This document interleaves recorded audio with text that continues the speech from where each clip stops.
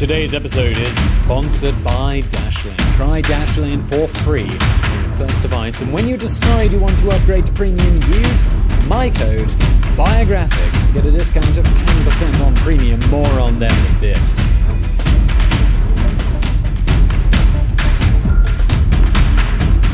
On the 12th of April 1961, Baikonur Cosmodrome in what is now Kazakhstan picked up a transmission that changed human history. I can see the clouds. I can see everything. It's beautiful. Spoken in a youthful Russian voice, those words came from a place no human had ever gone before. Sat 327 kilometers above the surface of the Earth, Yuri Gagarin had just become the first man to ever visit space. Outside his window, our planet hung brilliant blue against the cold darkness of the universe. Thanks to this one Russian pilot, mankind would now have a whole new frontier to explore. A frontier we're still trying to tame 6 decades later. Today, the name Yuri Gagarin remains world famous, up there right alongside Neil Armstrong in terms of amazing firsts. But who really was this Soviet spaceman, and how did he come to be sitting in that capsule? Born into a poor peasant family on the eve of World War II, Gagarin could have easily never amounted to much. But thanks to the sheer force of his talent, he wound up changing history. In the video today, BIOGRAPHICS is stepping into its soils and aiming for the stars as we uncover the life of the very first spaceman.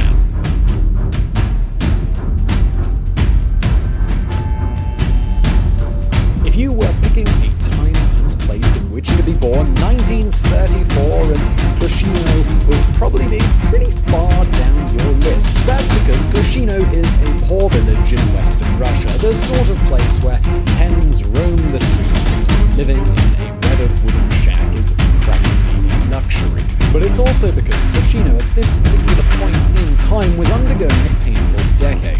In 1934, the Soviet countryside was already in the throes of a Stalinist agricultural shakeup that resulted in a whole ton of poverty and famine. In just a few years, it would be shaken up even harder when Nazi Germany invaded.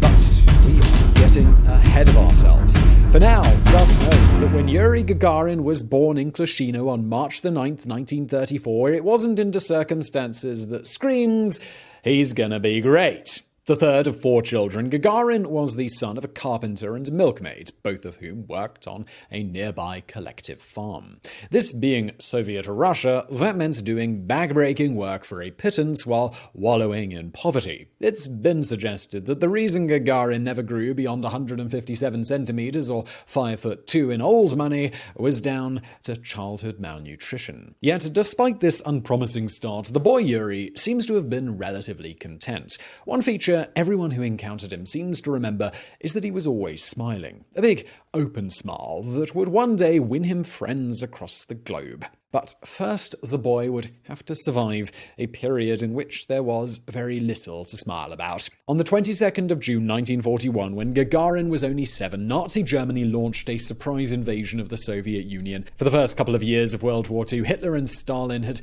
been allies, but now, as panzer tanks rolled across the flat grasslands of Ukraine, Belarus, and Russia, all the hatred between the two came bubbling out. When the German front lines reached Klushino, the Nazis threw the Gagarin family out of their home, forcing them to build a mud hut a mere 3 meters square to live in. Gagarin's 2 older siblings were arrested and sent to slave labor camps in Poland. When Gagarin and his younger brother Boris were caught trying to sabotage German vehicles by sticking potatoes up their tailpipes, an enraged soldier tried to hang Boris from an apple tree. It was only when Gagarin's parents begged on their knees for their 5-year-old son's life that the Nazis relented. Yet, even amid the apocalyptic horrors of life on the Eastern Front, Gagarin still managed to find inspiration. One clear day, a pair of German Messerschmitts were engaged by 2 Soviet Yaks in a dogfight high above Klushino. One Nazi plane was destroyed in the fight, while one of the Yaks was shot down. Like the rest of the villagers, 7-year-old Gagarin rushed to help the downed Soviet airman, but when he reached him, the boy couldn't move. Couldn't do anything but stare at this impossible man who'd fallen out of the sky. It's said that this was the moment when Yuri Gagarin first decided to become a pilot. Finally, in 1945, Germany was defeated and peace was declared in Europe. In the aftermath of the Nazi occupation, Gagarin's dad decided to move the entire household to the town of Gazhatsk. It was literal. Mr. Gagarin sawed up the family's wooden shack, transported it bit by bit to Gazhatsk, and rebuilt it by hand for them to live in. It would be from this humble, reconstructed shack on the fringes of this anonymous town that Yuri Gagarin would truly begin his journey to the stars.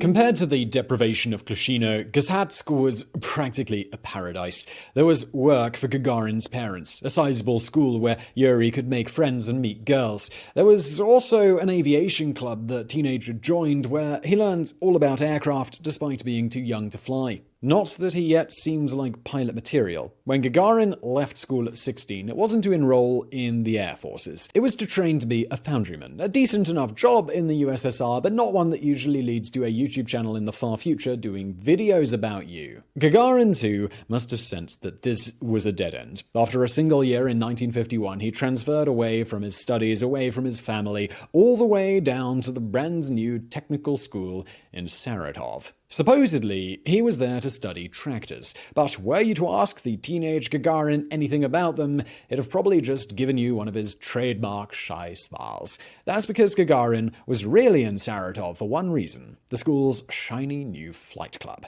Unlike the aviation club in Gazhatsk, the bigger one down in Saratov really did allow its students to fly planes.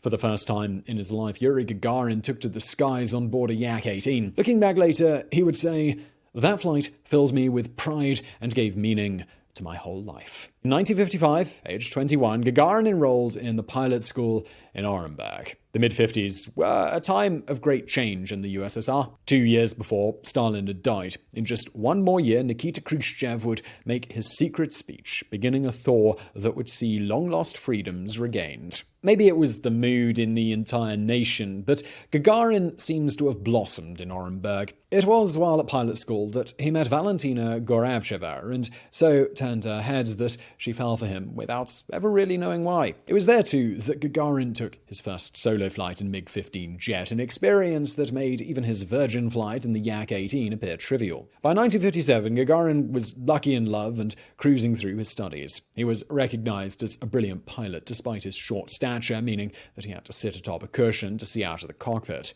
And this was perfect timing because 1957 was when mankind finally began looking upward. On August the 21st, the world's first intercontinental ballistic missile was launched in the USSR. Designed by the ultra-secretive rocket genius Sergei Korolev, the R-7 Semyorka was a breakthrough in weapons technology that left the USA eating Soviet dust. But while Moscow loved the R-7 for its offensive capabilities, Korolev wanted to use it to expand mankind's horizons. That October, another Korolev rocket blasted off from the Baikonur launch pad in what is now Kazakhstan. But rather than carrying a warhead, it was carrying a small metal orb the size of a beach ball. That day, Sputnik 1 became the first man-made satellite in orbit. It was a moment that changed everything, marking the dawn of the space age. But Korolev wasn't done yet. He had another goal, one so secret, so preposterous that only a handful of people knew about it. Korolev wanted to send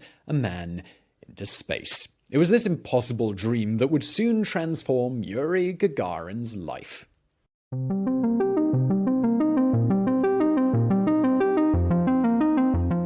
2 years after Sputnik's launch in October of 1955, groups of mysterious recruiters began fanning out across the USSR looking for pilots. By now, Yuri Gagarin was a lieutenant in the Soviet Air Forces, based in chilly Murmansk in the Arctic Circle. He and Valentina had married 3 weeks after Sputnik's launch, and their lives were now as good as they'd ever dreamed. Then these mysterious recruiters came knocking at Gagarin's base, and everything was just turned upside down. Alongside his comrades, Gagarin was subjected to a battery of tests, physical and mental, that were so strenuous few could pass them. When those tests were done, the successful pilots were sent to Burdenko Military Hospital in Moscow, where Gagarin later recalled, "They tapped our bodies with hammers, twisted us about on special devices, and checked the vestibular organs in our ears.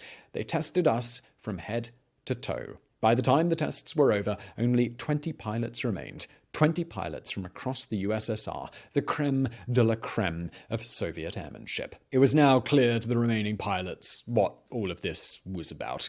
They were in the running to be the first ever cosmonaut. Shortly after passing his medical, Gagarin and Valentina left behind their cold, comfortable lives in Murmansk and transferred to one of the most secretive towns in Russia, Star City. A closed town, Star City was a place of luxury, unparalleled even in Moscow, with well-stocked shops and vast apartments. But while life in Star City may have been luxurious, it was also tough. As the first astronaut training program in the world, America was still dicking about with chimpanzees at this stage, Star City's trials pushed the 20 pilots to their limits. They endured G-forces even seasoned pilots had never experienced, underwent physical tests so rigorous that most dropped out. Eventually, only 6 remained, all of them short men. Apparently, Korolev had gone and built a capsule so small no average-sized man could dream of fitting inside. At last, those 6 short men became 2, Yuri Gagarin and German Titov. Gagarin was convinced that Titov would be the one chosen. Possibly the best pilot in the USSR, he was intense, athletic, and educated. In another time, in another place, he likely would have gotten the job. But this was the Soviet Union, the workers' paradise. When word got to Nikita Khrushchev, himself the son of peasants, that the choice had come down to a poor boy from the sticks and a middle-class intellectual, he supposedly told Korolev to forget Titov. The first man in space would be Yuri Gagarin. By the time word reached the 2 pilots, they'd decamped to Baikonur Cosmodrome on the vast plains of the Kazakh steppe to prepare for the launch. How exactly Titov took the news is a matter of some debate. Although all accounts say he was outraged at the time, some claim he found peace with the snub in later life, while others say he died still bitter at being robbed of his place in the history books. Either way, on April the 12th, 1961, it was Gagarin who got out of bed, knowing he had a date with destiny. Now, he might have been a bit nervous that morning, but you know what you don't have to be nervous about? Your passwords leaking out there on the internet if you use Dashlane, who is today's sponsor. Dashlane is a one-stop shop for all of your digital identity protection needs. If all your passwords are the same, that's a bad idea. You can use Dashlane's password manager to create and securely store complex and unique passwords, making it less likely that your accounts are going to get compromised. With Dashlane, you don't have to spend time resetting passwords or filling out tedious forms and financial info. It does it for you with the click of a button. They also have a VPN as part of their service, meaning that you can browse the internet securely and confidently, even on public Wi-Fi. So make your life easier. Head to dashlane.com/biographics and try Dashlane for free on your first device. And when you decide you want to upgrade to premium, use my code biographics to get a discount of 10% on premium. And let's get back to it.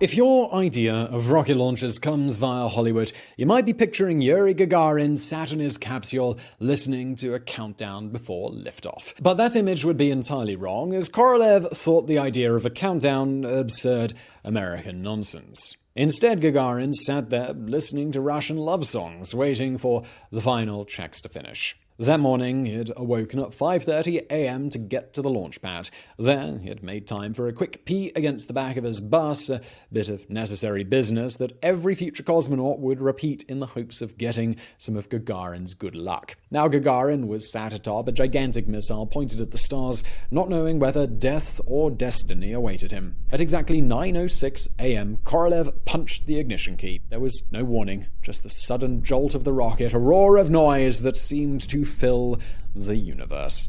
And then Yuri Gagarin was blasting upwards, leaving Earth behind in a way no human had ever done before. Although he later claimed to have no memory of it, he was heard screaming an informal Russian word that roughly translates as "let's roll." A little over 10 minutes later, the story of humanity had begun its newest chapter. Outside the window, a giant swath of bright blue impressed itself on the cosmonaut's retinas. It was the Earth, seen for the very first time by human eyes, as it really is. A flat disk flying through space.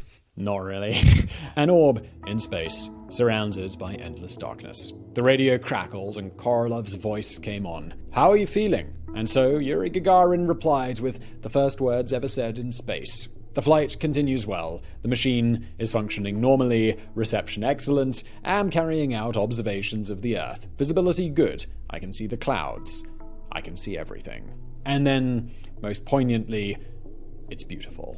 What it lacked in the poetry of one small step for a man, one giant leap for mankind, it more than made up for in honesty. As Gagarin circled the Earth, he looked down on our world as no one had seen it before.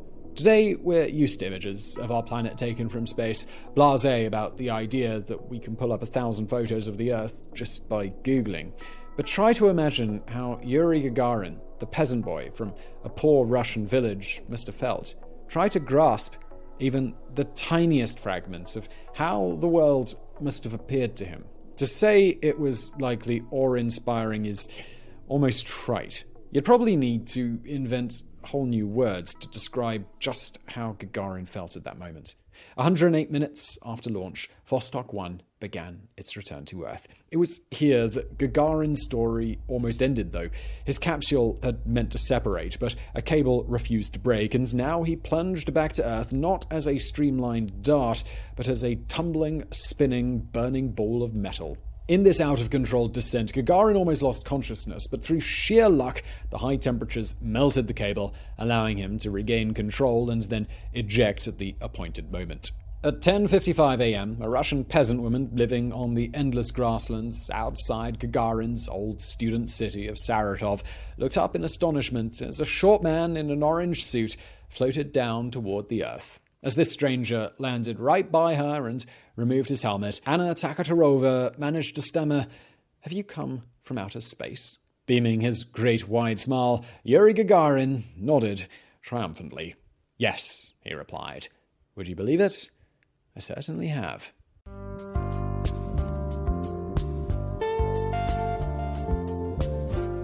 The Americans were informed first. They had to be. Nobody wanted Gagarin to be mistaken for a missile and his successful flight accidentally trigger World War III. But the Soviets made sure it wasn't just Washington that got the news. Even as Gagarin was watching the Earth from far up in Vostok 1, his astounded relatives back home were staring at the sky, praying for his safe return. When it was confirmed the spaceman had survived his landing, the world went nuts. In Moscow, crowds poured into the street, abandoning factories, offices, and schools. Across the other cities of the Soviet Union, across the Warsaw Pact nations, then across the non-aligned states, and even in the West, people came together to celebrate this historic event.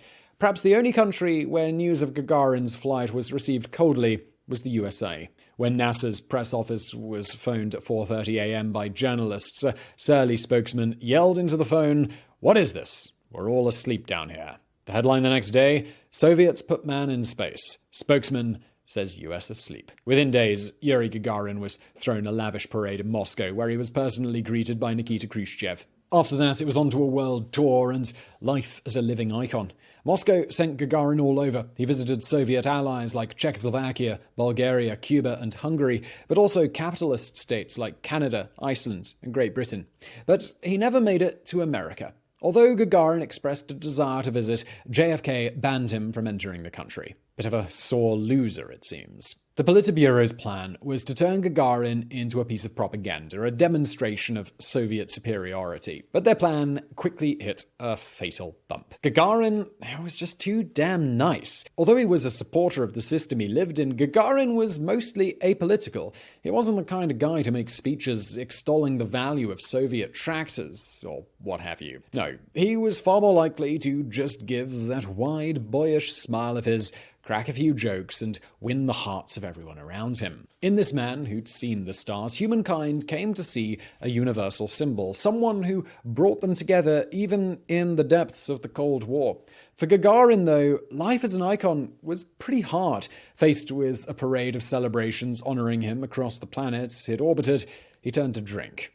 Before his flight, Gagarin had been borderline teetotal, not wanting to mess with his flying. After landing, he spent half a year, more or less, permanently drunk. It was a mental state that would cause him to make a dangerous mistake. In September 1961, Gagarin was in Crimea for yet more celebratory parties. Sozzled out of his mind, he followed a gorgeous young blonde named Anna back to a hotel room on the second floor. When Valentina burst in, the spaceman tried to escape by leaping out of the nearest window, only for his foot to catch and send him plunging headlong to Earth. The cracked concrete impacted sickeningly against Gagarin's forehead, leaving him permanently scarred. When he came to the hospital, his brain was so scrambled he initially thought he'd never fly again. But no, the gods were, for now, still smiling on the former farm boy. Not long after this, Gagarin abandoned his new life as a global celebrity and returned to working on the Soviet space program. This world of parties, it wasn't for him. He was still less than 30. He had infinitely more missions left to fly,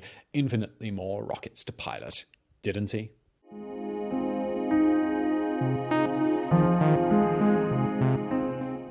If Yuri Gagarin's early life was the good side of the Soviet dream, plucking a talented peasant farm boy from obscurity and taking him to the stars, the last years of his life showed its nightmarish side. In early 1967, the new Soviet leader Leonid Brezhnev made it known that he wanted something spectacular to mark 50 years of communism. The idea was to send up 2 Soyuz rockets a couple of days apart, symbolizing Soviet supremacy. At first, Gagarin was excited. He pulled some strings and got himself selected as backup pilot just in case his fellow cosmonaut Vladimir Komarov fell ill. But as the date approached, that excitement turned to fear. A technical team identified 203 faults that needed urgent attention. Gagarin helped them prepare a 10-page report for the leadership at Baikonur to send to Moscow. But when the report was finished, he discovered something truly terrifying. Everyone was too scared to send it. With Brezhnev in charge, the Soviet system had returned to its cruelest ways. Shooting the messenger was now practically a sport, and no one wanted to be the bearer of bad news. As the launch date approached, Gagarin seems to have realized that getting in the rocket would be a death sentence. He begged KGB friends of his to take the negative report to his superiors. The friends at last agreed and went to upper command, but he disappeared. He and everyone who'd seen the report were all summarily fired or sent to work in humiliating postings in the arse end of Siberia. With Brezhnev in charge, rocking the boat simply meant that you drowned. On the day of the launch, Gagarin accompanied Komarov to the rocket pad. There, Gagarin had a moment of heroism. He kicked up a massive stink, demanding he be put in that rocket, shouting that it was his right as Komarov's superior. But no, Komarov didn't fall for it. Instead, he said goodbye to Gagarin and clambered into his execution chamber. Komarov's wife was in the control room, and they spent the minutes before launch saying goodbye over the radio, aware the cosmonaut wasn't coming back, but unable to do anything to stop this horrific chain of events. And so, on April the 27th, 1967, Yuri Gagarin was forced to stand helpless on the ground as the Soyuz carrying his friend failed in midair, reducing Vladimir Komarov to ash. The cosmonaut never got over what had happened that day. The wide smile faded, replaced by a morose expression. Openness gave way to depression. Maybe it wouldn't have lasted. Maybe Gagarin's sunny side would have returned eventually. But we'll never know. On March the 27th, 1968, 11 months exactly after Komarov's crash, Gagarin jumped in a MiG-15 for a routine flight. 96 kilometers northeast of Moscow, he crashed at high speed. The impact killed Gagarin instantly. Aged just 34, the first spaceman was no more. At the time, there were endless conspiracy theories surrounding Gagarin's death, but in 2013, formally classified files were released, showing that it was just another case of Brezhnev-era mismanagement. That same day, an Su-15 jet had accidentally flown too low, passing incredibly close to Gagarin's MiG. The huge aircraft had rolled Gagarin's jet, causing it to spin out of control, sealing his fate. Yuri Gagarin's ashes were interred in the Kremlin Wall in Moscow on March 30th, 1967, following a huge memorial parade. Shortly after, his teenage hometown changed its name from Gzhatsk to Gagarin in his honor. Today, over half a century since Gagarin's untimely death, it can still be hard to fully wrap your head around his achievement. While Neil Armstrong's moonwalk is probably more famous in the West, Gagarin's flight was arguably more impressive. Prior to that spring day in 1961, no human had ever done anything beyond the confines of our Earth. Every technological revolution, every great explorer, every brilliant scientist all had been limited to this one pale speck in the cosmos. And then came Yuri Gagarin. The moment the cosmonaut reached orbit, a new horizon opens for humanity. The first man on the moon, the space shuttle, the ISS, NASA and SpaceX's plans to land a human on Mars, China's goal of a moon base, they all stem from one journey undertaken by this one peasant boy from Russia. The story of humanity's expansion into space may only just be beginning, but when the history books are finally written in 100, 1,000, even a million years, they will all agree on one thing. It all started with Yuri Gagarin, the first man in space. So I really hope you enjoyed that video. If you did, please do hit that thumbs up button below. Don't forget to subscribe. Also, please do check out our fantastic sponsor who makes these videos possible, Dashlane, linked to below. Thank you for watching.